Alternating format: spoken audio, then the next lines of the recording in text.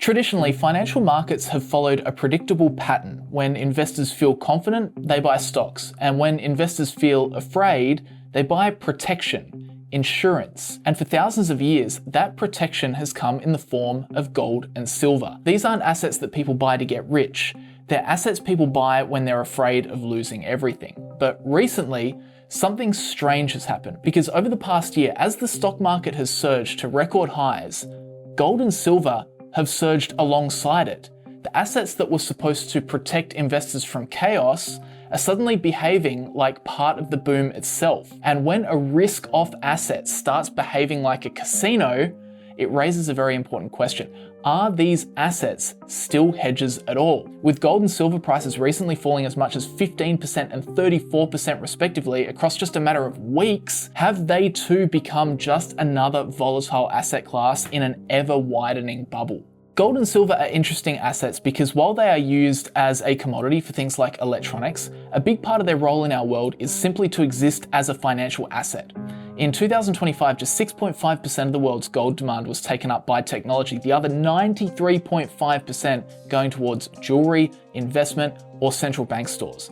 Silver is slightly different to gold, with around 61% of the 2025 demand going towards either industrial uses or photography, but that still leaves 39% being used in some capacity as a financial asset, whether it be through jewelry, silverware, or investment purposes. So, as opposed to copper or nickel or oil, which all have exceptionally high utility, gold and silver act very much more like a store of wealth and protection against the erosion of the dollar. And because of this, their prices tend to fluctuate with economic cycles. When confidence in the financial system is high and investors feel optimistic about the future, gold and silver tend to chill out. Money flows into productive assets like stocks, businesses, real estate. But when that confidence begins to crack, when markets fall, currencies weaken, or the economic outlook becomes less certain, investors begin shifting their money back into insurance, aka gold and silver. We saw this very clearly during the global financial crisis in 2008. As major banks collapsed and the stock market fell by more than 50%,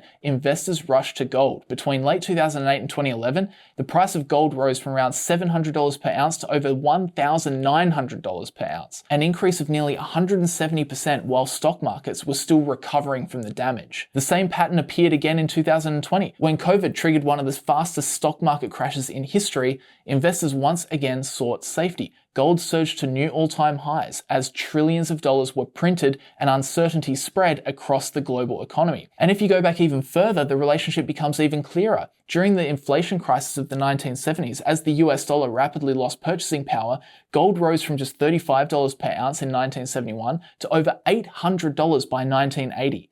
Investors weren't buying gold because the economy was strong, they were buying gold because the dollar was getting eroded. Because fundamentally, gold and silver aren't designed to outperform during periods of optimism, they're treated as a way to preserve wealth during periods of uncertainty, which is why what's happening today is so unusual. Over the past year, gold and silver prices have surged dramatically, but it's at a time where the stock market is booming. And there are some very real reasons for this. One of the biggest drivers in the case of gold has been central banks. Central banks around the world have been buying gold at the fastest pace in modern history. So not retail investors, not hedge funds, governments.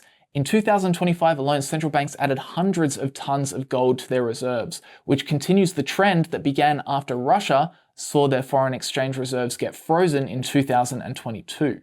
And because of that, countries like China, India, Russia, Turkey have all steadily been increasing their gold reserves, diversifying away from currencies. Now, at the same time, silver has been experiencing a surge in structural demand. While it might not be the same financial asset as gold, imbalances in the supply-demand equation have caused it too to skyrocket.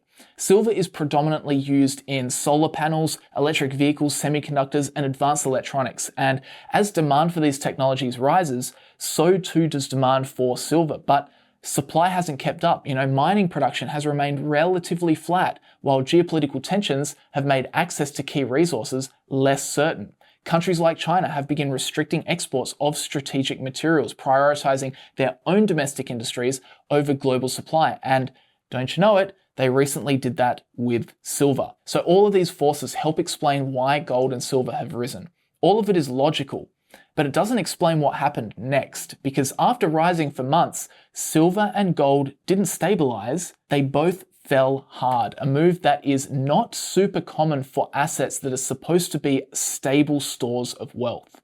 In the case of silver, it's fallen around 35% in just weeks, wiping out a good chunk of its big rally. An asset that had quietly been climbing based on long-term structural demand suddenly began behaving like something else entirely. And this is where investors really started to question whether these metals are still behaving like stable sources of wealth, or whether these markets have now been overrun with market gamblers. According to Steve Eisman, the reason wasn't fundamentals, it was pure speculation. On Tuesday and Wednesday, silver rallied, climbing to $88. However, on Thursday, silver declined sharply again, down 16%, and closed at $73.50, thereby giving up almost all its gains for 2026. Too many levered speculators piled into silver at the peak, and when it started to go down, they got margin calls and were forced to liquidate. Yes, even in silver, the speculators had made big bets and got caught out as the price tanked. And to understand what Steve is talking about here, a margin call happens when you borrow money to invest, but the thing that you're invested in starts falling in value. For example, say someone invests $10,000 of their own money. Now, the broker or bank may allow them to borrow an additional $10,000 to invest using margin lending, giving them a total position of $20,000. So that is a 50% loan to value ratio. But if silver falls by, say, 20%, their $20,000 position drops to $16K. Now, they still owe the broker 10 grand, which means their equity has fallen from 10 to 6,000, aka they've lost 40% of their money from just a 20% downward move in silver. And if silver keeps falling, the broker begins to worry that they could take a loss here too, so they issue a margin call. So the investor is forced to either deposit more money immediately or sell their silver to repay the loan. So in this example, the loan to value ratio has skyrocketed to 62.5%. So to get it back to 50%, they'll be forced to add another $4,000 into their account. But here's the thing, if they can't do that, the broker closes the position, selling the silver. And if thousands of speculators are all using leverage at the same time, these forced liquidations begin to cascade. Prices fall further, which triggers more margin calls, which forces more selling, which causes prices to fall even further. And that's how speculation has turned these metals from long-term stores of wealth into volatile speculative assets. But this is not how insurance is supposed to behave. Insurance is supposed to provide stability during periods of uncertainty. And this is starting to mirror the exact same trend we've been seeing in another non-productive asset, that of course being Bitcoin. Bitcoin was also originally designed to be like gold, a digital gold. How many times have you heard that from a crypto bro at a party? A fixed supply asset that couldn't be printed, a hedge against inflation, a hedge against currency debasement, a hedge against the financial system itself. That was always the idea of Bitcoin. If governments printed too much money and weakened their currencies, investors could escape into Bitcoin, an asset that governments can't manipulate. It was set to be the new age gold. But in practice, Bitcoin has not behaved like gold, not even in the slightest. The truth is, it's behaved much more like a speculative asset, as we're seeing right now. In fact, since its highs in October last year, Bitcoin has nearly halved. This is what Steve has to say about it. The people who have been advocating investing in cryptocurrencies have long argued that Bitcoin and other cryptocurrencies are versions of digital gold. In other words, they are hedges against the debasement of fiat currencies or government currencies. Now, gold and silver have acted as such hedges, but crypto has, in my view, completely failed to show that it is a hedge. As gold and silver climbed in January, cryptocurrencies declined, which just leads me to conclude that cryptocurrencies are just a way for investors to speculate about speculating. I like that phrase, speculate about speculating. And what you've seen is that over the last few years, Bitcoin, instead of moving in line with an asset like gold or silver, has trended much more closely with more speculative areas of the market, like the tech stocks. When liquidity floods the system and tech stocks surge, Bitcoin surges. When liquidity dries up and tech stocks fall, Bitcoin falls. We saw this during the tech sell-off in 2022, where Bitcoin fell more than 50% alongside the decline in growth stocks. And more recently, Bitcoin has once again been decimated, with investors losing 45% plus of their wealth. Cryptocurrencies seem to act in lockstep with tech stocks rather than as hedges against fiat currencies. Because of the decline in cryptocurrencies, companies like Strategy, symbol MSTR, that invest their balance sheets in cryptocurrencies have seen their stock prices get crushed.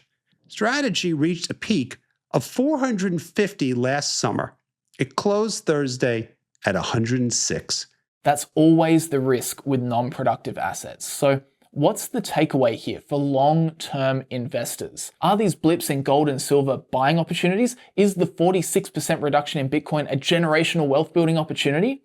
Well, I hope this video has explained that really the future of these assets is not predictable. So the truth is, nobody knows. And that's why Warren Buffett has never looked to own any non-productive asset.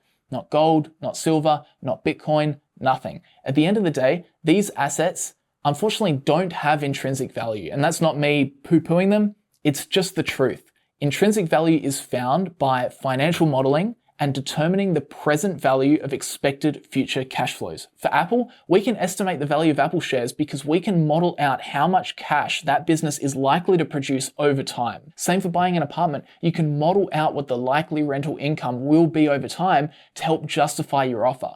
But for assets like gold and Bitcoin, they just sit there. Their future value is just based on the greater fool theory. The only way you make returns in those assets is by selling them onto someone else who agrees to pay more. But there's no underlying reason why someone should want to pay more for them. So that's why Buffett and so many of these value investors just leave these assets alone. They stick to profitable, cash-producing companies and leave it at that. So when you're out there reading articles about gold, silver, or Bitcoin, you hear some YouTuber say something like, gold is set to recover 15%, or Bitcoin is now offering a generational buying opportunity, ask them to prove why that's the case, because ultimately they won't be able to, because you just can't. But with that said, if learning how to value individual businesses is something that resonates with you more than short-term speculation, I would love to invite you to the 3-day workshop I'm about to co-host with the one and only Phil Town. It's totally free. You can get your free ticket via the link in the description. Now, the workshop is coming up very soon. It's happening March 6th to 8th in Peachtree City. So